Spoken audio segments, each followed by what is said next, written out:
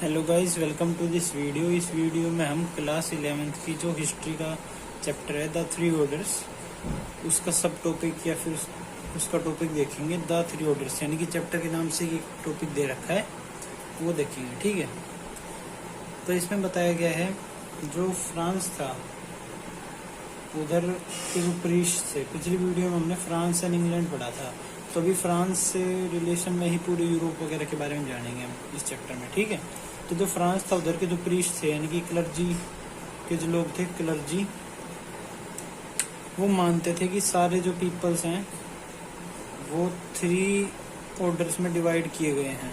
और वो three orders क्या थे, मतलब किस बेसिस पे डिवाइड किए गए हैं? वो बेसिस था वर्क के बेसिस पे, यानी कि जो बंदा जो काम करता है उसके बेसिस पे डिवाइड किए गए हैं।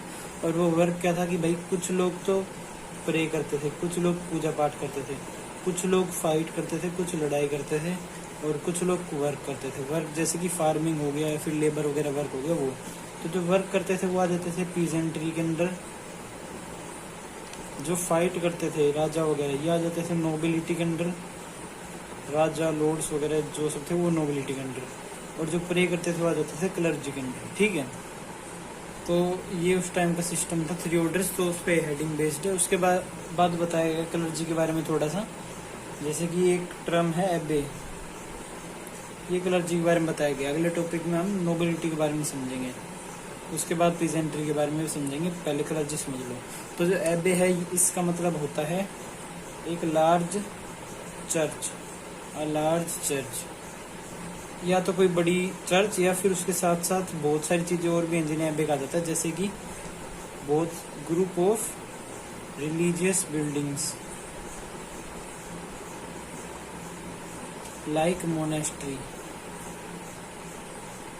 मोनेस्ट्री मतलब चर्च वगैरह के जो फादर वगैरह होते हैं या फिर उनके जो मोंक वगैरह होते हैं उनकी रहने की जगह को मोनेस्ट्री कहते हैं। तो अब बहुत सारी मोनेस्ट्री एक ही जगह पे है तो उसे एबे कह सकते हो, या फिर एक बहुत बड़ा चर्च हो उसे एबे कह सकते हैं। ठीक है, तो एबे जो वर्ड है इसकी शुरुआत हुई थी एक सीरियक वर्ड से। इसका ओरिजिन हुआ था सीरियक वर्ड से जो है एब्बा। ये एब्बा जो भी शब्द है ये सीरियक वर्ड है जिससे एबे की स्टार्ट हुई थी। और इसका मतलब होता है फादर। इट मीन्स फादर, यानी कि जो इनके पूजा करवाता है, फादर जो होता है क्रिश्चियंस लोगों के, जो चर्च में जाके पूजा करवाता है तो उसे एबा कहा जाता है। और वो चर्च में पूजा कराता है तो उस चर्च को एबे कहने लग गए। ठीक है, तो सीरियक वर्ड एबा से स्टार्टिंग हुई थी।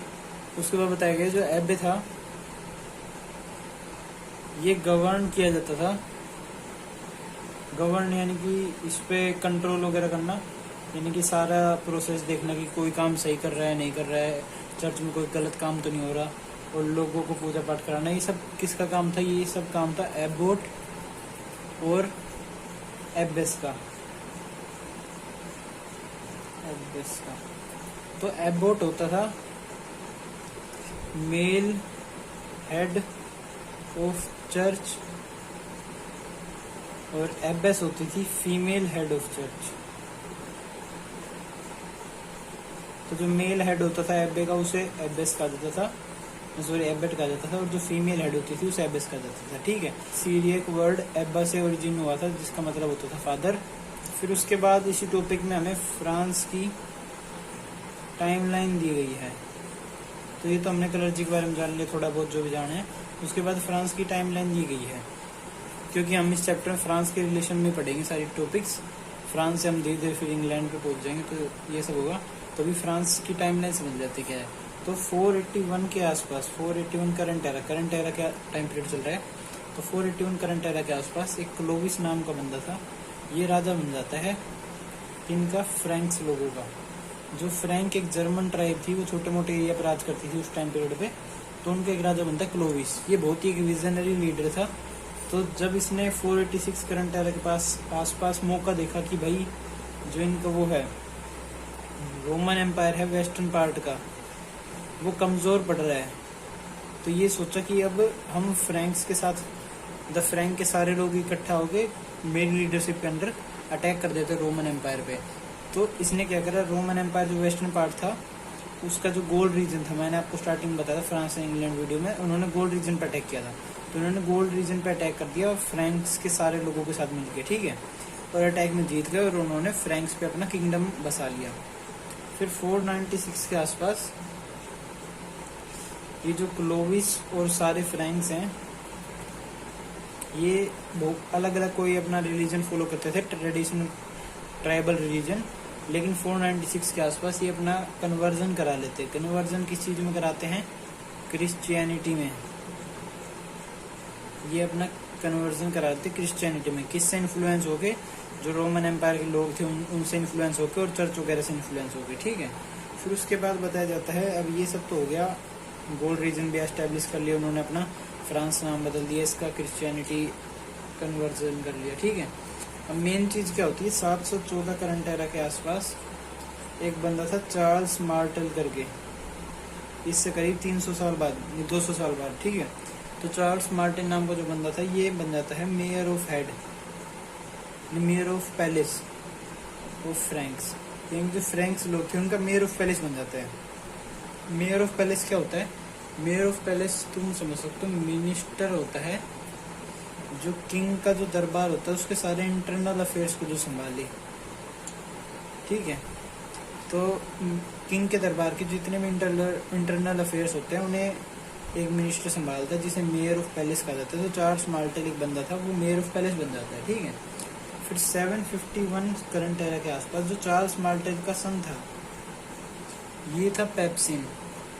ये पेप्सिन भी मेयर ऑफ पैलेस बना और इसने सोचा कि भाई कितने साल तक मेयर ऑफ पैलेस बन के रहूँगा मैं, लालच इसमें आ गया। तो ये सोचा कि मैं जो किंग है उसे हटवा देता हूँ। तो पेप्सिन ने डिस्पोज कर दिया, डिस्पोज का मतलब हटा देना किसी को पावर में से, ठीक है। डिस्पोज कर दिया फ्रैंकिश रूलर को, जो उस टाइम पे रूलर होगा उसे डिस्पोज कर लिया और क्या करा, खुद राजा बन गया, सेल्फ मेड किंग, खुद बन गया किंग, ठीक है, और अपनी एक डायनेस्टी एस्टेब्लिश कर ली। उस टाइम पीरियड पे ऐसे होता था। फिर 768 करंट एरा के आसपास पेप्सिन का जो सन था, पेप्सिन के सन का नाम था शारलेमेन। ये मेन कैरेक्टर हम कई बार पढ़ चुके हैं इसके बारे में पिछली वीडियोस में। शारलेमेन या फिर इसे चार्ल्स द ग्रेट भी कहा जाता है। ये इसका बेटा था, क्योंकि ये बेटा था तो हेरिडिटी के हिसाब से ये किंग बन गया बाद में, और अब ये किंग बन गया और ये बहुत ही एक अच्छा किंग था, बहुत अच्छे काम करता था। इसको देख के जो चर्च के लोग थे उन्होंने इसे अपना सपोर्ट दे दिया। तो 800 करंट एरा के आसपास, जो मैंने पिछली वीडियो में मेन चीज़ समझाई थी कि शारलेमेन को पोप लियो III ने होली रोमन एम्परर का दर्जा दे दिया। तो वो कब दिया था? 800 करंट एरा के आसपास होली रोमन एम्परर का दर्जा दे दिया, टाइटल दे दिया, ठीक है। किसी शारलेमेन को पोप लियो III ने, ठीक है। फिर उसके बाद अब इनका एम्पायर बिल्कुल बढ़िया चल रहा था, लेकिन इनका एम्पायर का एंड हो जाता है, यानी कि अटैक हो जाता है इनके एम्पायर पे। एंड होता है ये तो पता नहीं, लेकिन अटैक कर देते हैं इनके एम्पायर के ऊपर बाहर के लोग। बाहर के लोग कौन थे? वाइकिंग्स। वाइकिंग्स जो लोग थे ये आते हैं स्कैंडिनेवियन कंट्रीज से। इनके बारे में अभी इसी वीडियो में आगे ढंग से जानेंगे। तो इन्होंने अटैक करके इनका एम्पायर वगैरह लूट लिया, ठीक है। तो अब वाइकिंग्स के बारे में जानते हैं। तो अब जो वाइकिंग्स थे, मैंने बताया था इन्होंने फ्रांस के जो एम्पायर बनाया था शारलेमेन वगैरह ने, उस पर अटैक करके उसे लूट लाट लिया। तो ये वाइकिंग्स थे, कहाँ से आए थे? ये आए थे स्कैंडिनेवियन कंट्रीज से। स्कैंडिनेवियन कंट्रीज कौन सी होती है? स्कैंडिनेवियन कंट्रीज में आते हैं नॉर्वे, स्वीडन और फिनलैंड। ये 3 देश आते हैं स्कैंडिनेवियन कंट्रीज में। एक बार मैप खोल लेना, या फिर मैं एक बार थोड़ा बहुत रफ मैप बना देता हूँ। जैसे ये इधर से पुर्तगाल हो जाता है, ये यहाँ पे स्पेन आ जाता है, पुर्तगाल स्पेन, और फिर यहाँ पे ऐसे तुम्हारा फ्रांस निकल आता है, फ्रांस। और फिर यहाँ पे छोटे मोटे देश है जैसे कि बेल्जियम, लुक्सेमबर्ग वगैरह, नीदरलैंड्स वगैरह, और यहाँ पे आ जाता है हमारा जर्मनी। यहाँ पे नीचे निकल जाता है इटली, और यहाँ पे पोलैंड। यहाँ पे 1-2 छोटे मोटे देश और आ जाते हैं, लिथुनिया, एस्टोनिया, और फिर यहाँ से ऐसे निकलता है फिनलैंड, फिर आता है यहाँ पे स्वीडन, और यहाँ पे आ जाता है नॉर्वे। तो ये हो गया नॉर्वे, ये हो गया स्वीडन, ये हो गया फिनलैंड। बीच में जो एरिया होता है यहाँ पे बहुत सारी सीज आती हैं, जैसे कि ये वाली सी हो जाती है बाल्टिक सी, ये एक इम्पोर्टेंट सी है, नाम याद रखना। तो ये वाला एरिया है, ठीक है, नॉर्वे, स्वीडन, फिनलैंड। तो यहाँ से लोग, और यहाँ पे एक हमारा है ब्रिटेन, ठीक है, यहाँ पे छोटा मोटा एरिया हो, तो ये हो गया ब्रिटेन।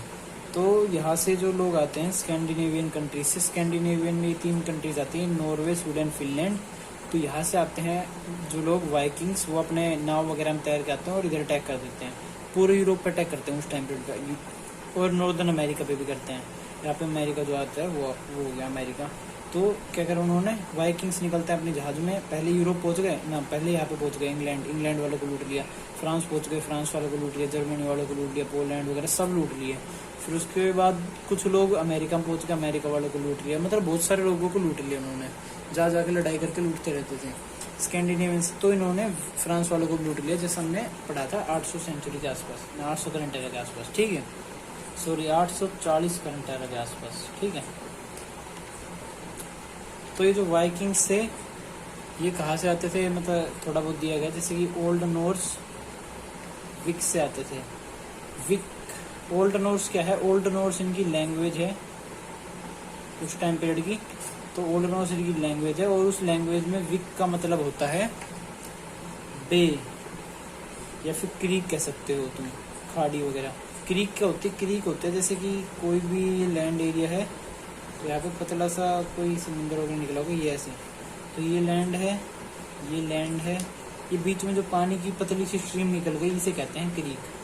तो ऐसे ही इनके यहाँ पे नॉर्वे में बहुत सारी क्रीक्स वगैरह हैं, छोटे मोटी खाड़ी वगैरह हैं, तो उधर से निकल के आए थे वाइकिंग्स, ठीक है। फिर उसके बाद इनके बारे में बताया गया कि 800 से लेके 1000 सेंचुरी के आसपास तक इन्होंने बहुत कहर मचाया। 1000 सेंचुरी के आसपास, शायद 1040 के आसपास इन्हें हरा दिया गया था किसी राजा द्वारा, इतना मेरे को करेक्ट याद नहीं, लेकिन इस टाइम पीरियड के आसपास इन्होंने बहुत कहर मचाया। क्या करा, अपने घर छोड़ा है, अपने घरों को छोड़ दिया, और फिर कहाँ पे आ गए, रेड मारने आ गए कहीं भी, मतलब जहाँ पे भी रुकते वहीं पे रेड मार के लोगों को लूट के अपने वहीं पे बस जाते थे। कहाँ पे बसे, जैसे कि नॉर्थ यूरोपियन कंट्रीज या फिर नॉर्थ अमेरिका, और ये बहुत सारी जगह वहाँ पे, ठीक है।